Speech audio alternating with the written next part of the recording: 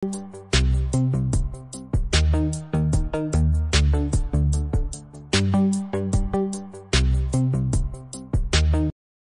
télécharger Kali Linux, pas très compliqué, prenez le navigateur de votre choix. Donc, moi, je prendrai Firefox là. Et sur la barre de recherche, tapez Kali Linux. Donc, même comme ça, Kali Linux collé, .org. Et ensuite, vous cliquez sur Get Kali Linux. Et vous serez ramené ici. Vous allez descendre. Vous arrivez sur cette ligne Installer Images. Et vous prenez la version Installer ici. Ensuite, vous cliquez, je vais zoomer un petit peu, vous cliquez sur Download ici, sur cette icône, et lorsque vous allez cliquer, vous allez patienter un petit peu. Bon, par rapport, je ne sais pas comment le navigateur de tout un chacun est configuré. Pour mon cas, j'ai patienté un petit peu, et là, il me demande de choisir l'endroit où je veux le télécharger. Je clique ici. Voilà. Quand vous l'aurez remarqué, j'ai déjà Kali Linux téléchargé, donc je veux couper ce téléchargement, encore arrêter ce téléchargement. J'arrête. Et ce que je veux faire, je veux prendre le prompt, bon, vu que j'ai un Debian 12 que j'ai essayé de personnaliser, et je veux taper VirtualBox, et j'ai déjà l'application VirtualBox installée. Si ce n'est pas le cas chez vous, c'est très simple, je vous demande d'aller sur la barre de recherche, taper d'abord. Donc vous allez devoir installer d'abord VirtualBox si ce n'est pas encore fait. Donc vous allez taper VirtualBox. Lorsque vous allez cliquer ici, vous choisissez votre système d'exploitation. Donc, je vais dire pour la majorité, je dirais peut-être Windows. Et vous choisissez là, vous allez l'installer. Donc, pour l'installer, vous allez peut-être suivre un tuto sur YouTube.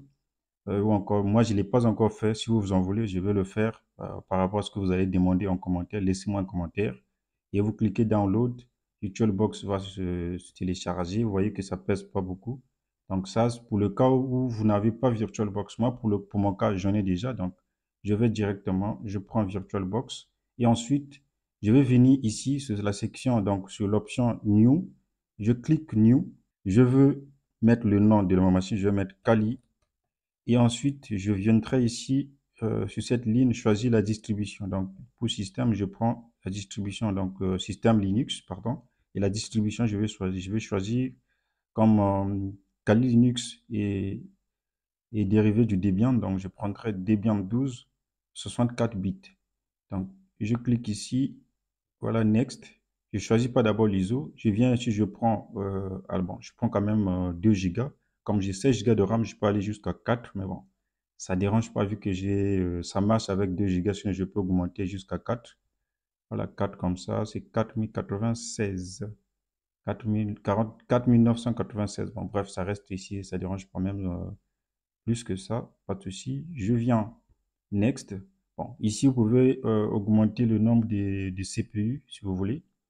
Moi, j'ai mis augmenter jusqu'à 2. Et là, je vous recommande en tout cas que votre machine virtuelle soit le stockage, j'arrive à vous faire, mettez au moins jusqu'à 32 Go, c'est plus mieux, c'est même recommandé. Donc, au moins 20 Go, mais 20 Go, c'est un peu c'est insuffisant, quoi. Donc, vous cliquez, faites Next encore, et là, et vous faites Finish, que l'index soit sur ta machine virtuelle Kali, et tu viens faire Settings. Je prendrai simplement cette option fonction, ne modifie rien, mais fonction avancée ou paramètres avancés. Je ne sais pas comment ça va s'écrire dans VirtualBox en français. Tu viens cliquer ici sur bidirectionnel, comme ça tu vas avoir la possibilité de copier-coller de ce qui vient de ta machine Kali vers ta machine physique ou de ta machine physique vers la machine Kali pour faire le copier-coller. Très intéressant. Display ici, bon, je te recommande d'augmenter au moins la mémoire vidéo. Moi, j'ai presque à la fin. Bon, moi, je ne vais pas le mettre jusqu'à la fin parce que j'ai beaucoup de choses qui tournent derrière. Bon, ici, je te recommande aussi, si tu veux faire des tests avec le RDP, l'enregistrement, active un peu tout cela. Et là, tu viens cliquer sur Empty et tu viens choisir le disque. Donc, tu viens faire ici, choisir le disque. On va ici, c'est en anglais. Et je viens sur Pictures, ISO, Kali Linux. Je prends Kali, cette version, que ça ne vous dérange pas. Et je viens prendre ici au niveau des cartes et réseaux. Moi, je vais prendre le bridge pour utiliser le réseau local de ma machine physique.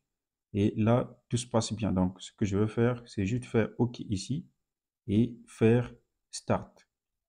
Lorsque je veux faire Start, la machine va démarrer. Donc, je peux même réduire tout ça parce que ça fait un peu sale.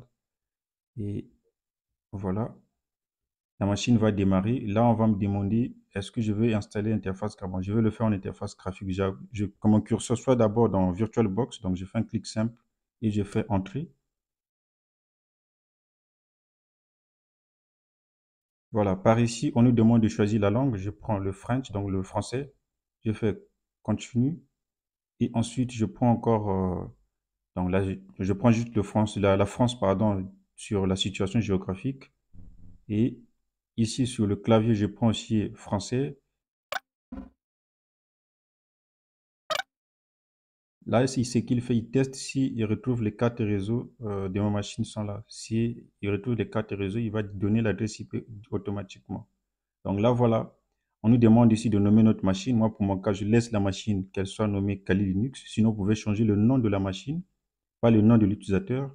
Là, je fais Yes. Là, je fais Continue encore, sans rien modifier. Et ici, je mets le nom de l'utilisateur. Donc, je vais prendre l'utilisateur de ma machine, il va s'appeler aussi Kali, sans rien modifier. Et ici, on me demande l'identifiant du compte de l'utilisateur. Je prends aussi Kali. Et là, on me demande le mot de passe. Bon, je mets un mot de passe très simple pour le tuto. Mais mettez un mot de passe fort pour vous parce que vous allez faire pas mal de choses. Donc, pour la sécurité, mettez un mot de passe. Ça conduit à avoir ce réflexe. Vous arrivez ici, vous ne connaissez pas, si vous contenez débutant, laissez carrément même, je suis intermédiaire, pour ne pas trop te casser la tête, laisse comme ça par défaut. Tu fais continuer et là tu prends le disque qu'on avait choisi de 32 Go et là ici aussi tu fais on fait aussi continuer donc next au suivant et là on fait continuer aussi terminer tout ce qu'on vient de faire et là on va faire oui pour accepter tout cela pour qu'il applique le partitionnement et tout le reste. Voilà, quand vous arrivez ici vous choisissez le système de bureau. Le système de bureau c'est quoi? C'est le design que vous voyez lorsque vous ouvrez votre machine. En tout cas, je vous recommande de prendre le XFCE. XFCE est même plus recommandable. Moi, personnellement, même en Debian, vous allez voir que c'est du XFCE et c'est très léger. Ça vous permet de faire beaucoup de choses sans avoir la latence. Parce que je vois beaucoup de débutants prendre le KDE, GNOME, juste pour la beauté, mais vraiment pour le travail, prenez le XFCE. Ça va vous aider à avoir un environnement très léger. Donc, vous faites continuer et là, vous patientez. Moi, je vais accélérer la vidéo.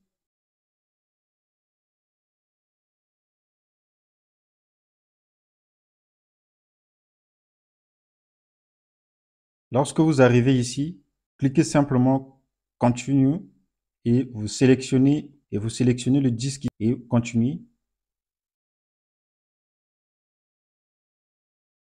Et là, vous patientez un petit peu aussi. Voilà, quand vous arrivez ici, l'installation s'est bien passée et ce que nous allons faire, c'est de faire continuer ici pour qu'il redémarre pardon, le système. Donc, on va faire continuer et il va redémarrer notre Kali Linux.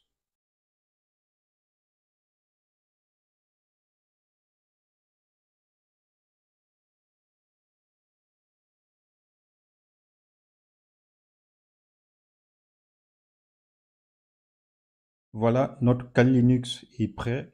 Donc, nous allons mettre les identifiants qu'on veut de taper tout à l'heure en installant notre machine. Et ce que nous allons faire, donc, de taper le mot de passe. Donc, nous mettons le bon mot de passe.